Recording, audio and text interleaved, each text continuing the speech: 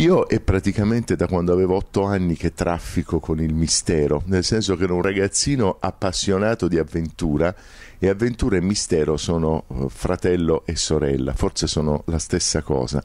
Mistero è l'impenetrabilità di un segreto, ma è anche il desiderio e la volontà di non andare oltre una certa soglia, quella tensione continua che ci spinge a varcarla e quella sana prudenza che ci tiene al di qua della soglia, perché ci sono dei misteri che è meglio restino tali e ce ne sono altri che non sono misteri ma sono soltanto l'apparenza di un mistero, ed è su quello molto spesso che noi scrittori di cose criminali indaghiamo. Allora, intanto c'è l'opportunità di venire in Veneto, che non bisogna mai perdere di vista,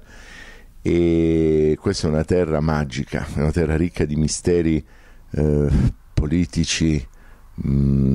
sentimentali, anche erotici se pensiamo a Venezia, una terra di grandissimi viaggiatori che parte da una laguna e diventa poi una specie di capitale del mondo per un lungo periodo. Sono non solo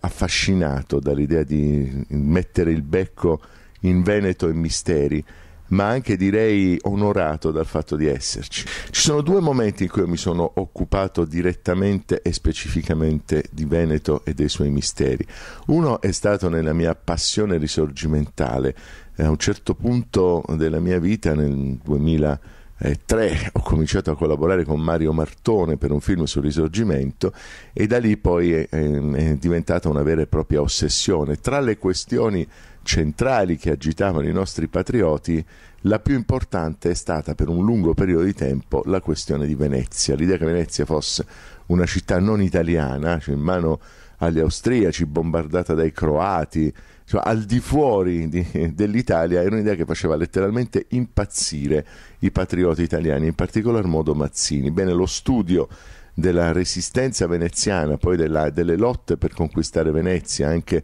delle lotte cruente, persino terroristiche, per conquistare Venezia, è stato un percorso che mi ha accompagnato per lunghi anni. Un altro momento è stato quando, prima per ragioni professionali e poi per la mia passione investigativa sui misteri italiani, mi sono occupato del terrorismo nostro, quello contemporaneo, quello a partire da Piazza Fontana in avanti. Il Veneto, dopo essere diventata terra italiana per fortuna, è stata anche terra di frontiera